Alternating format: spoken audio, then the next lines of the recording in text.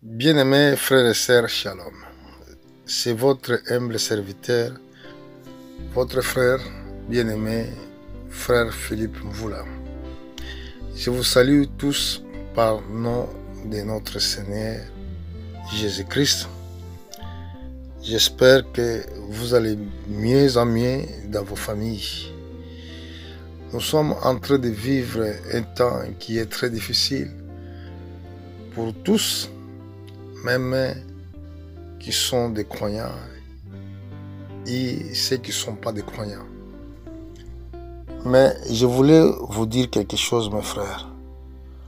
Aujourd'hui, nous allons étudier les problèmes de conflits.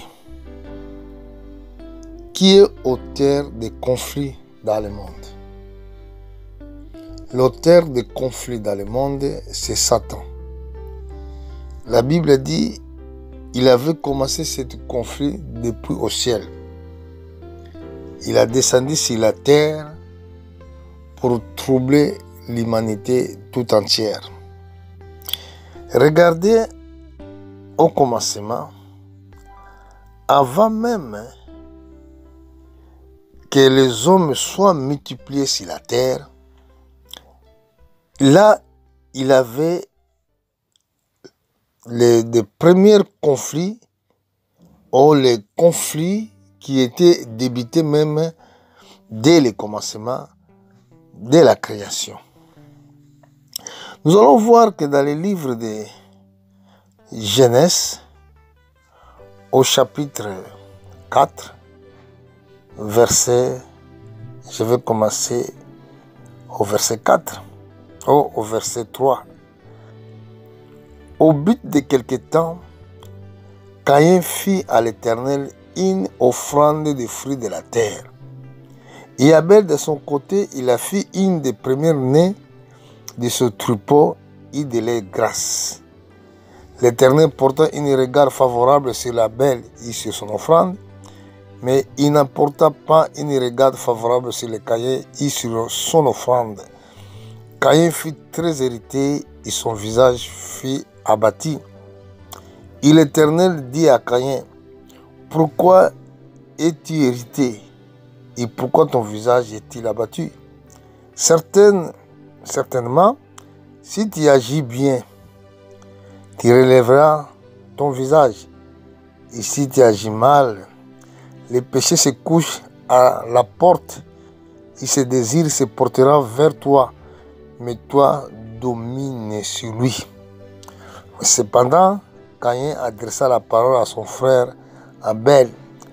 Mais comme il était dans les champs, Caïn se jeta sur son frère Abel, il la tua. Voilà le problème de quelqu'un qui est rancunier, de quelqu'un qui a dans son esprit de dispute et de la guerre.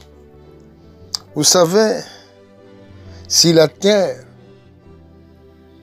il n'y aura pas la paix une fois que nous vivons ensemble avec des hommes comme ça.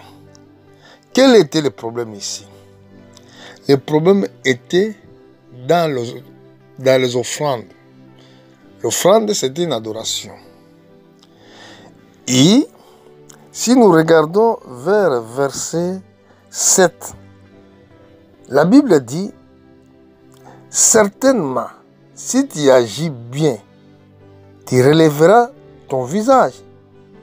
Et si tu agis mal, le péché est couché à la porte et ses désirs se portent vers toi.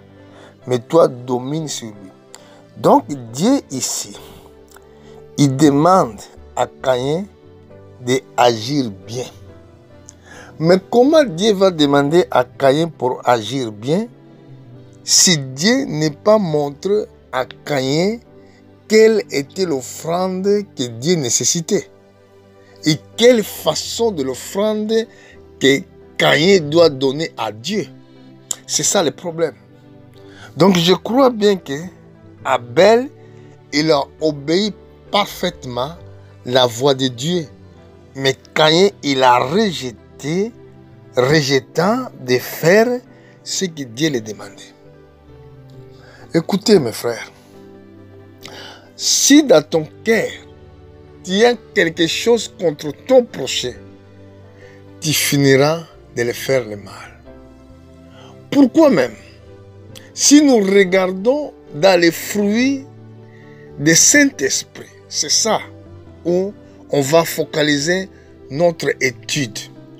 Dans les fruits du Saint-Esprit, nous allons aller voir dans les livres des Galates, au chapitre 5, au verset 22.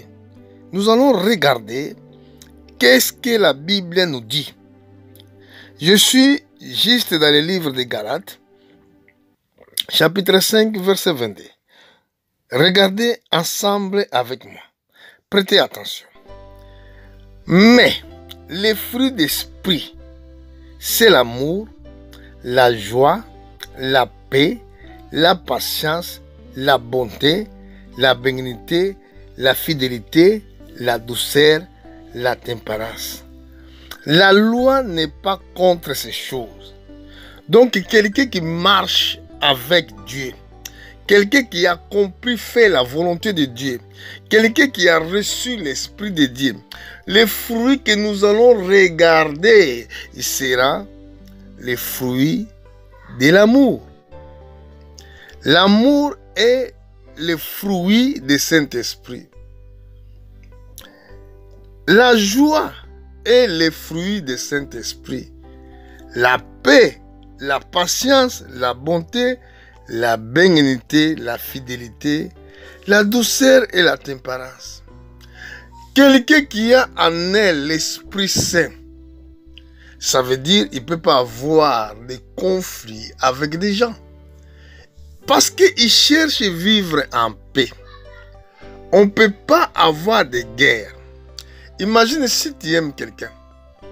Comment tu peux vouloir de le faire le mal? Comment tu peux chercher de le faire le mal? Écoutez, quand les gens décident pour faire la guerre, ils prennent des armes. Premièrement, nous devons connaître quelle sera la conséquence et qu'est-ce que tu gagneras en faisant la guerre. Ça, c'est la question que chacun de nous doit se poser. Bon, j'ai pris les armes. Il faut regarder quand tu commences à bombarder. Premièrement, il y a des vieillards, il y a des femmes enceintes, il y a des enfants. Est-ce que vous avez pris compte de leurs souffrances? Vous avez pris compte de leurs pleurs? Est-ce que vous l'aimez? Vous aimez les gens là que vous êtes en train de bombarder? Il y a des autres qui ont travaillé beaucoup des années. Ils ont construit leur maison. Après, dans quelques secondes, dans quelques minutes, ils ont tout perdu. Voilà la vie de quelqu'un qui a beaucoup travaillé pour faire bien.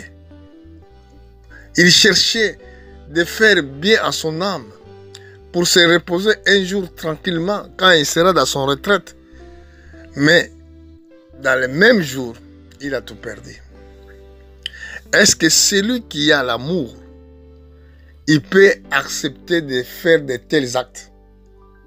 Celui qui est le père de famille, qui aime les familles, il peut accepter les enfants fuir dans le froid, marcher des kilomètres à pied sans avoir quoi y manger, quoi il peut manger ou de satisfaire leur corps. Donc, ce que vous voulez dire. Donc, sur la terre, il y a des enfants de Dieu, il y a des enfants que Satan a envoyés sur la terre.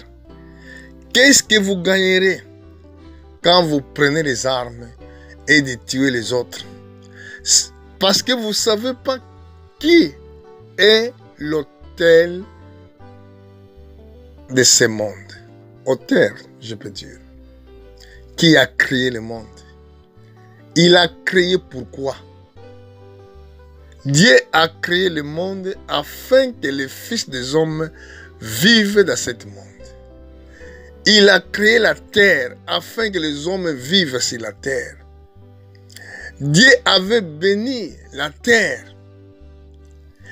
Il a dit à Adam et Ève, vous allez cultiver la terre. Il n'a pas dit que vous allez faire la guerre. Il a dit cultiver la terre. Parce que si nous cultivons la terre, nous allons trouver notre paix quotidienne. Nous avons trouvé notre bénédiction. Nous avons trouvé notre confort. Et c'est pour cela que Dieu avait dit, cultiver la terre. Il les a chassés dans le confort qui était le jardin d'Éden. Mais pour aller où? Pour cultiver la terre. Aujourd'hui, la terre, il est devenu l'endroit pour se battre. Aujourd'hui, la terre, il est devenu l'endroit pour ceux qui veulent se rendre de compte. Ils ne prennent même pas compte à des hommes que Dieu avait créés par son propre image. C'est triste. Si vous aimez les autres, pourquoi vous allez prendre les armes pour tuer les innocents? Quand vous faites la guerre, c'est les choses terrestres que vous devez vous chercher. Il y a 3 choses que les hommes cherchent sur la terre. Premièrement, ils cherchent quoi? De quoi manger. Deuxième, de quoi vêtir. Troisième, l'endroit où il va dormir. À part ces 3 choses, il n'y a pas d'autres. À part les 3 choses que je viens en train de citer.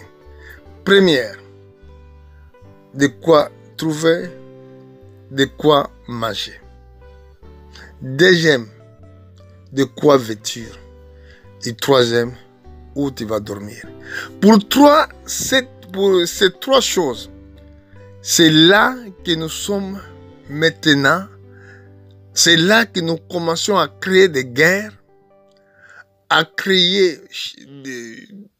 soulever des problèmes où on ne peut pas avoir des problèmes. Mais pour 3 choses-là, imagine, pour ton ventre, tu vas tuer les gens. Pour tes vêtements, tu veux ramener la guerre. Pour avoir l'endroit où tu vas dormir, c'est là que tu vas faire la guerre contre les autres. À part ces 3 choses-là, dis-moi qu'est-ce que vous voulez. Vous voulez être plus grand? C'est Dieu qui est le plus grand.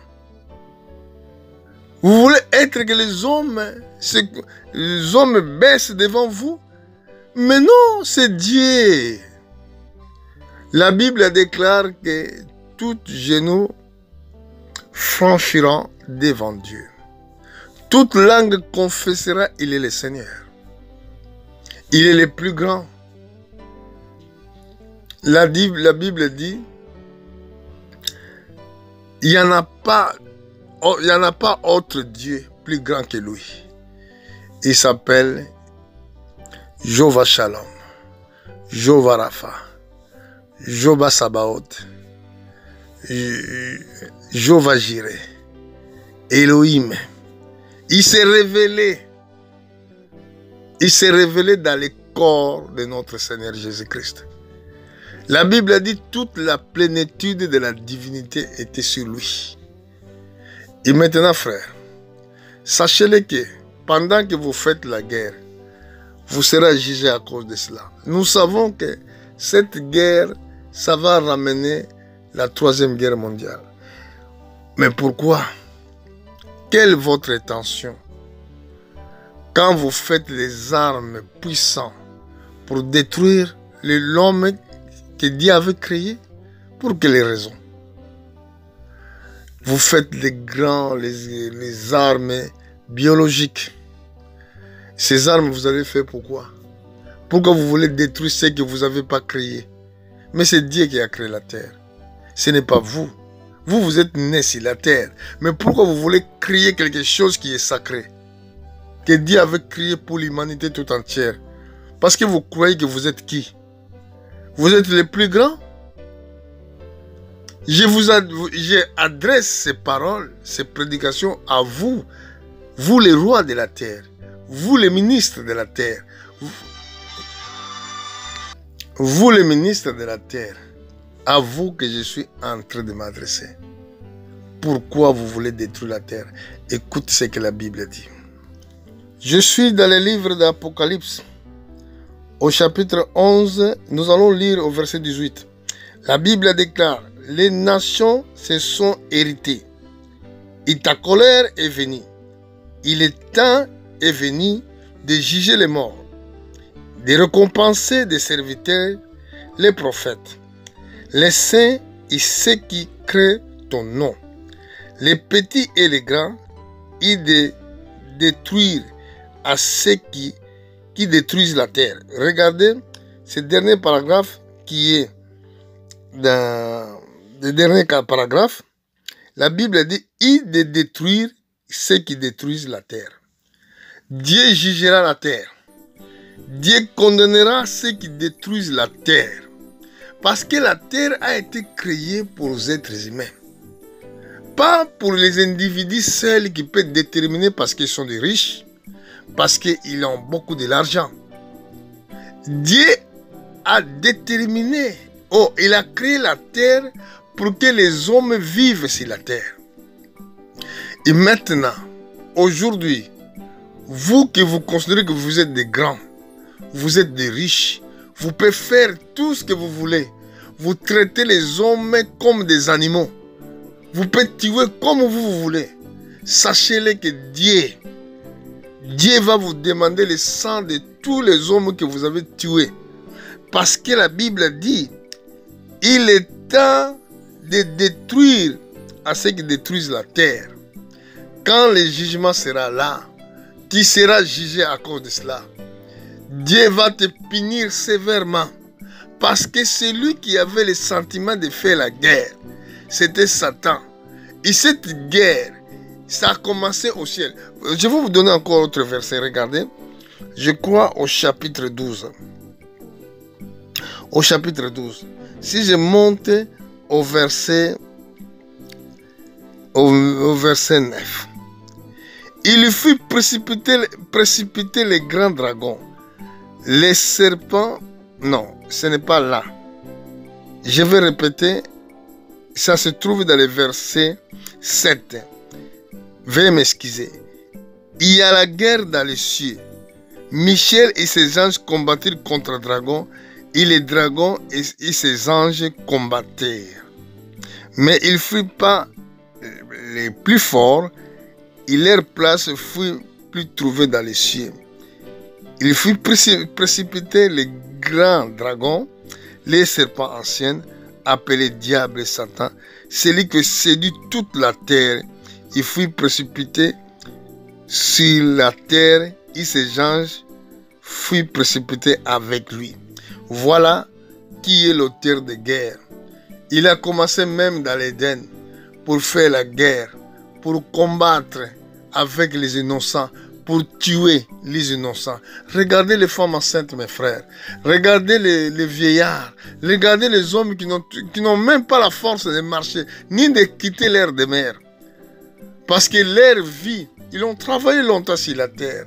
Ils ont vécu longtemps sur la terre. Maintenant, il attend leur temps de repos. Mais vous voulez les précipiter précocement dans les tombes. Pourquoi? Pour vos ambitions inutiles. Parce que la terre ne vous appartient pas, ça appartient à Dieu. C'est l'œuvre de Dieu. Les hommes, c'est Dieu qui les a créés. C'est pour cela, mes frères, où il y a l'enfant de Dieu, vous devez connaître les enfants de Dieu à travers les fruits. Un enfant de Dieu, il est pacifique. Et la Bible nous dit, vous les connaîtrez dans leurs fruits. Un enfant de Satan, je peux dire, ou enfant satanique, les comportements, et par leurs fruits, vous devez les reconnaître. Quand il ouvre sa bouche, c'est la guerre. Et c'est pour cela, dans le livre des Psaumes, chapitre 1, verset 1, la Bible dit, « Heureux l'homme qui ne marche pas selon le conseil des méchants, et qui n'assit pas accompagné de mon cœur. » C'est là que vous devez constater ce qui est dans le cœur de l'homme. Parce que la Bible dit, « Per l'abondance du cœur que la bouche parle.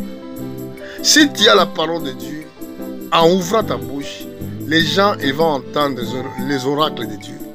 Si tu es méchant, en ouvrant ta bouche, nous allons bien comprendre ce qui sortira de ta bouche. Et c'est pour cela aujourd'hui, les hommes se déplacent. Il y a plus de 2 millions de réfugiés. Il y a des gens qui ont abandonné le travail. Il y a des gens qui n'arrivent pas à finaliser leur projet. C'est triste. Mais pourquoi? Parce qu'il y a des gens qui décident. Il y a des gens qui décident à leur place. Vous voulez être grand parmi les hommes. Mais vous oubliez qu'il y a un seul grand, c'est Dieu. C'est lui qui est capable de juger les morts et les vivants. Et aujourd'hui, je vous dis tout simplement que Dieu vous bénisse. Prêtez attention de ce que je vous dis. Même c'est la prophétie qui s'accomplit. Mais nous devons regarder la réalité en face. Que ceux qui souffrent, ils sont des innocents. Quand je regarde les femmes enceintes, et quand je regarde les enfants, quand je regarde les parents qui saluent leurs femmes, que moi je reste pour combattre, que quand je vois les familles brisées, donc ça veut dire, si quelqu'un dans son cœur y aimait les autres comme lui-même, je ne crois pas qu'il peut le faire. Je ne crois pas qu'il prendra une arme pour combattre les autres. Et c'est pour cela que Jésus disait, si quelqu'un veut aller avec toi 1 kilomètre, sois patient de marcher même 2 kilomètres avec lui. Si quelqu'un te demande ton t-shirt, prends ce qui est à l'intérieur, tu le donnes. Pourquoi? Pour chercher la paix. La paix, c'est quelque chose, nous devons payer le prix. Il faut éviter des paroles qui peuvent blesser les gens. Il faut éviter les paroles blessantes.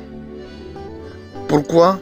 La paix, c'est un prix à payer. Et la Bible dit, cherchez la paix avec la sanctification, sans laquelle personne ne verra le Seigneur. Donc, pour voir Dieu, nous devons avoir la paix dans notre cœur. Mais c'était quelque chose qui est impossible pour avoir la paix si vous ne croyez pas la parole de Dieu. Si vous n'avez pas Jésus dans votre vie, frères et sœurs, c'est impossible de parler sur la paix. Parce que la paix, c'est Dieu lui-même. Dieu est amour. Dieu, c'est lui qui est auteur de la paix. Et c'est pour ça que les Écritures, la Bible l'appelle prince de paix. Alors, pour trouver cette paix, seulement vous devez rencontrer les fils de paix. Sinon, c'est impossible. Même dans les maisons des rois, dans les maisons des ministres, dans les maisons des présidents de la République, si Jésus ne se trouve pas dans leur maison, dans leur vie, aucun jour dans leur bouche, il produira la paix. Même dans leur propagande pour les élections, ils vont parler seulement mal des autres. Ils parlent mal des autres, mal des étrangers. Mais la terre, ça appartient à Dieu, ça n'appartient pas à toi. C'est Dieu qui décide les vies, des vies qui doivent naître et des vies qui doivent quitter la terre. C'est Dieu qui le décide, pas les hommes qui peuvent décider. Nous tous, nous sommes nés sur la terre pour faire la volonté de Dieu. Et c'est pour cela que c'est écrit, vous servirez l'Éternel, votre Dieu, c'est un impératif. Vous servirez l'Éternel, votre Dieu. Il bénira votre pain et votre lot. Il éloignera les maladies au milieu de toi. Dans ton pays, il n'y aura ni femme qui avorte, ni stérile. Et je remplirai le nombre de vos jours. Parce que c'est Dieu qui remplit le nombre de nos jours. Même c'est la prophétie. Mais nous devons regarder la réalité en face. Et aujourd'hui, je vous dis que Dieu vous bénisse. Nous viendrons dans les prochains jours pour vous apporter encore la bonne nouvelle. Merci beaucoup.